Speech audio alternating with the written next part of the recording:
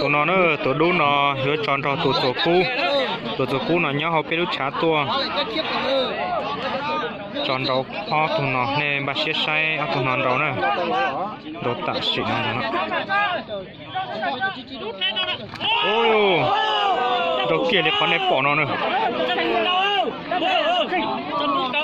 cú xịn đúc cú xịn cú sao cú xịn wow wow wow wow cú xịn đúc cú xịn wow cú xịn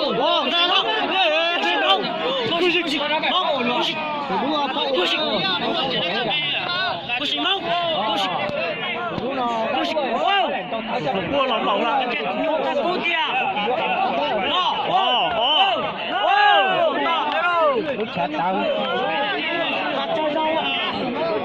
đó tao rong cờ nữa tụi đu nè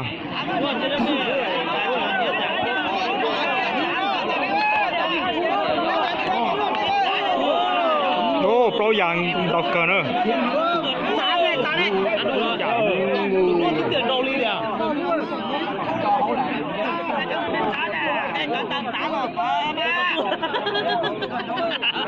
tụi nó đó tao rong cờ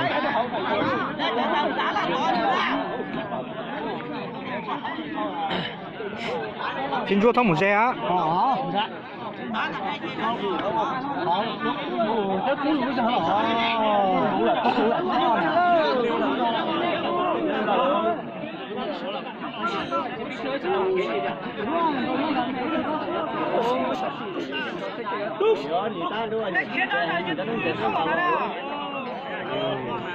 to tà tụi cú to nữa to nữa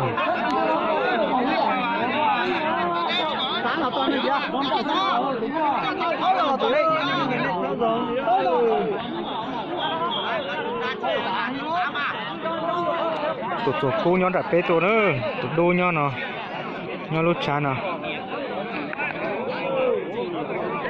ô ô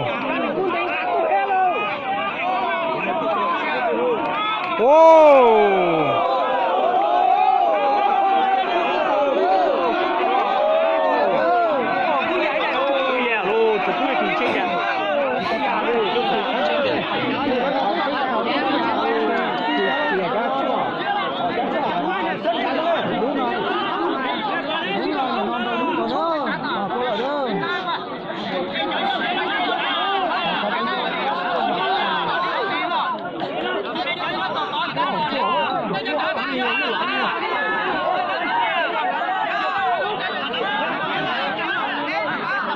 cú chuột bị trên cái lô, cú chuẩn bị trả, cú chuột là cú chuẩn bị trả lô. Tụi đứa này là tìm chỉ có là nhung luôn à. Đúng rồi, sẽ cú lú trò, sẽ điều, sẽ cú đấy trò mà. Cá tứ ở. Đào tàu rong cờ nữa, không nào. Tụi đô như nhiều khối vô lò thế xin đào tàu rong cờ rồi. Tụi cú nó nên sai cú tay là.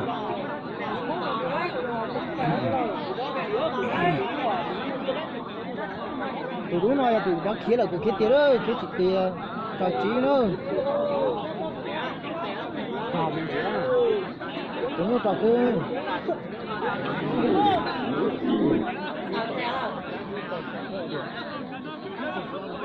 Ô, tao lo thôi dạ. Ý là đầu thứ tụi cú tròn tàu đó. Nó sẽ giờ tụi đứa nào có mình cua đấy à, cú lùi giỏi thế nữa.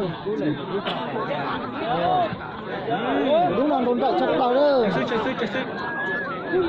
Cú lùi giỏi thế nữa.